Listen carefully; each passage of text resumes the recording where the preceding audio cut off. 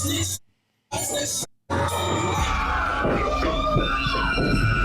you just witnessed is one of the dumbest, most reckless ways I've ever seen someone throw away their entire life and career in 15 seconds.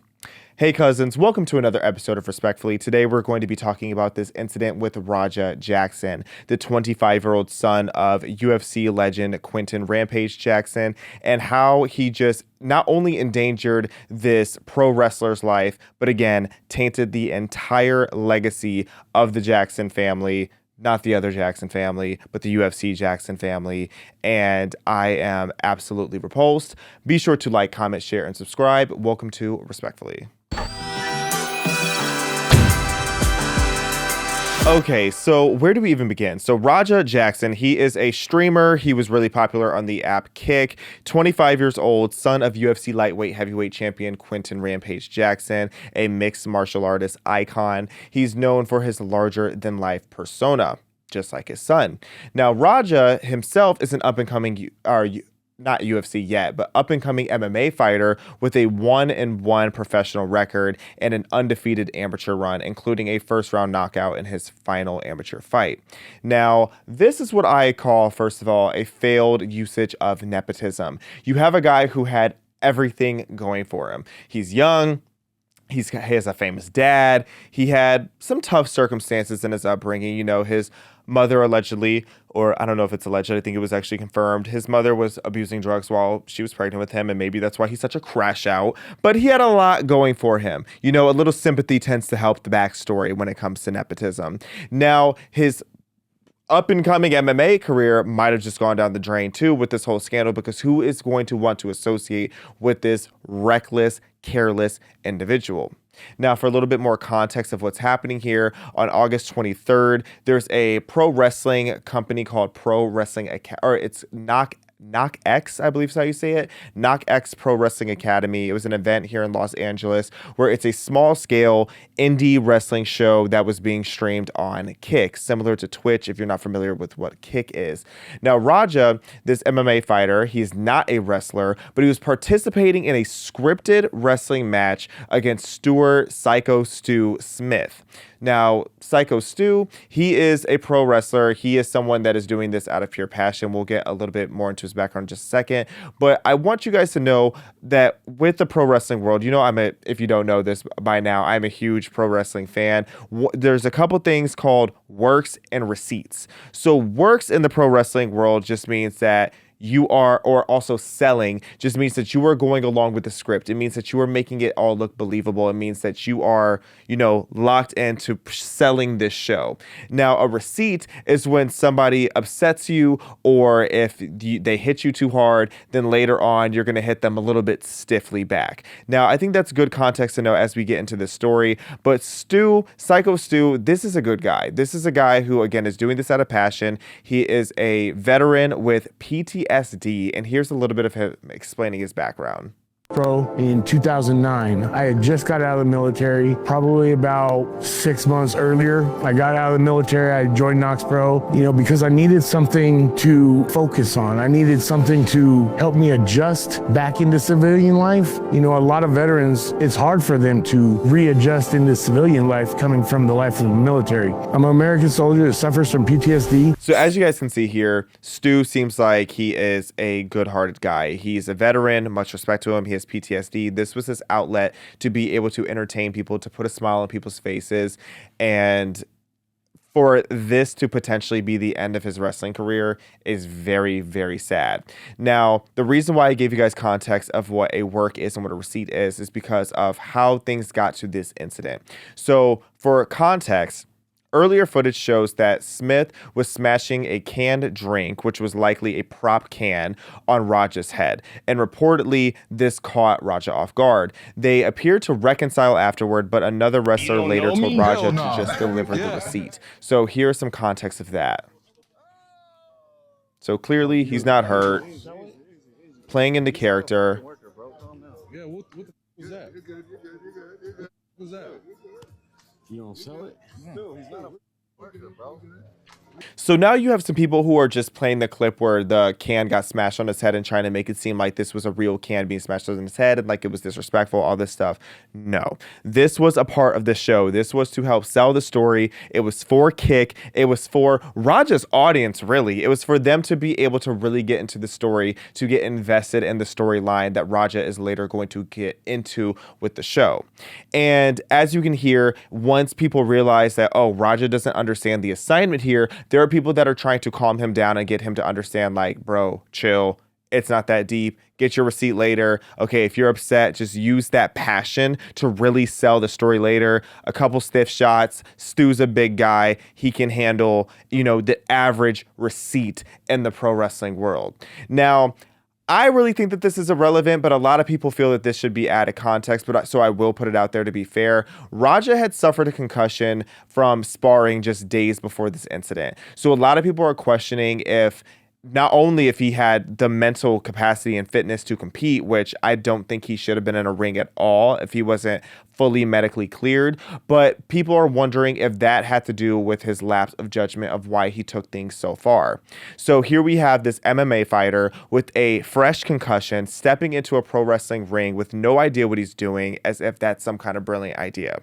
Now, as we get into the incident, what happened immediately before the incident makes me that much more disgusted by what Raja just did. So you hear him talking to his streamers live on Kick, and this is what he had to say. How many subs to knock him out? That's a good question. I don't know. How many subs to knock him out? I ain't really sub farming, but 50 subs, knock him out. 50 subs. The things that people will do for clout and attention is actually out of control. And shout out to the boxer Ryan Garcia. Nice guy. Met him once. A little crazy, but he's a nice guy. He actually called out the fact that streaming culture is getting out of control. And a lot of people were annoyed. And at first I was annoyed. But then I thought more about it. He kind of has a point. As Twitch and streaming and live streaming and all these things are becoming more and more popularized, people are becoming more desperate to keep the viewers' attention. And to say 50 subs and I will knock this guy out, first of all, you just proved that this whole crime was premeditated. So I truly hope Raja goes to prison for attempted murder. And I'm very serious. I don't think I'm being harsh at all with that.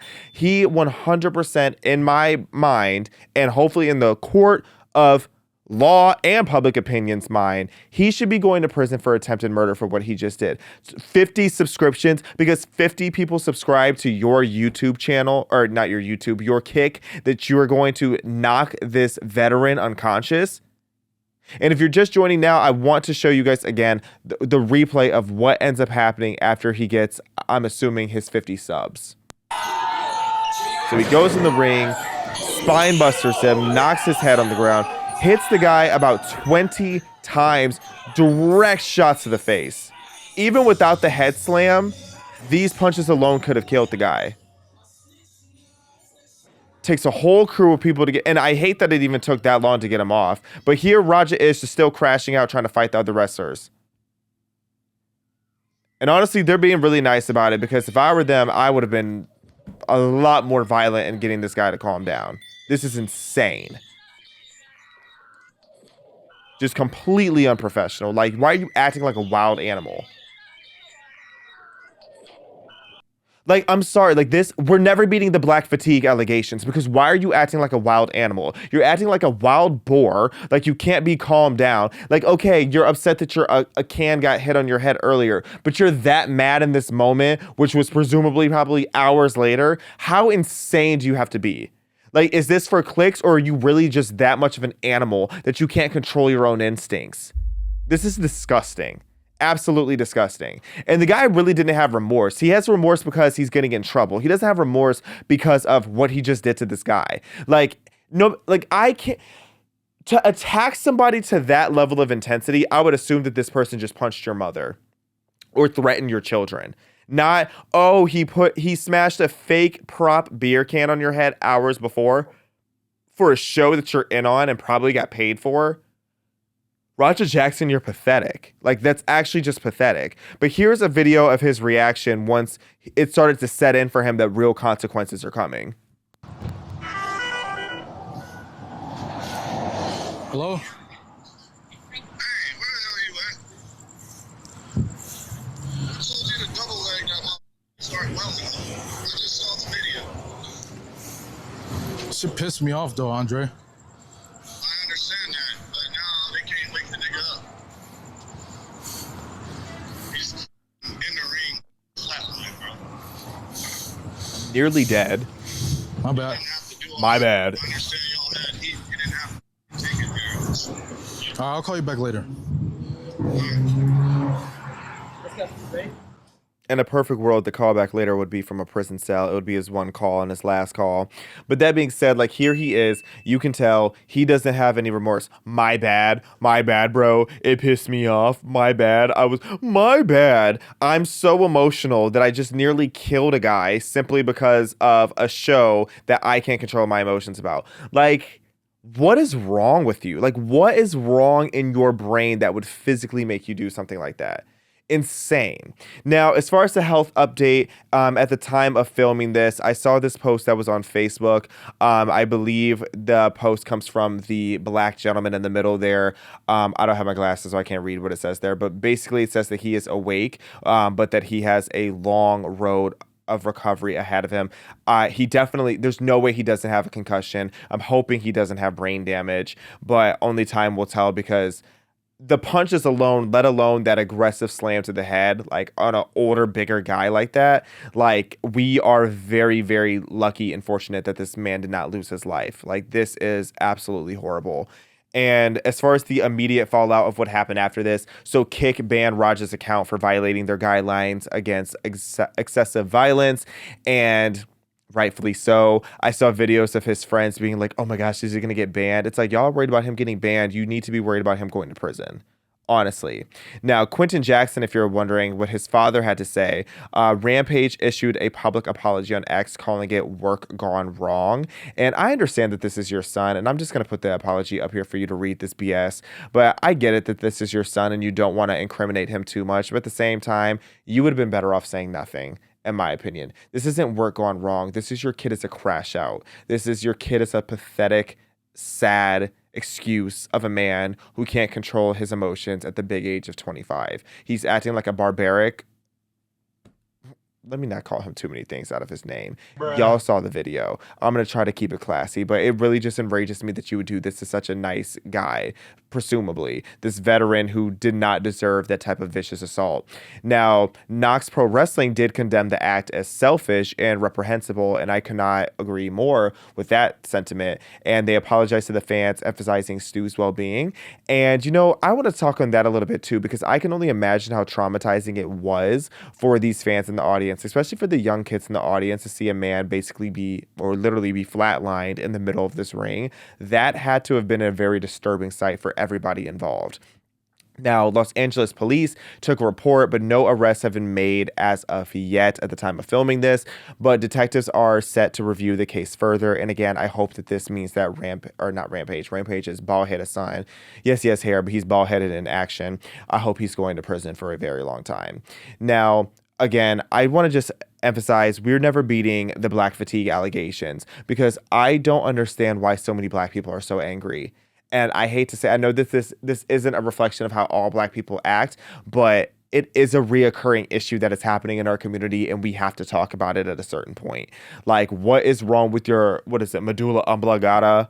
Like, why are you acting like some vicious crocodile? Why are you acting like you don't have any control over your emotions? This is sad. And this is sad for you too, Raja. You just threw your entire life away. Your promising life of privilege, mind you, because you can't even say that this is black culture at this point. This is beyond black culture. Or maybe it is black culture, just, I don't even know, because he comes from privilege. Yeah, his upbringing was a little ghetto, but he lives in a very beautiful home now. His father has made a lot of money for a long time. So you threw all of that privilege and nepotism away because of an emotional outburst?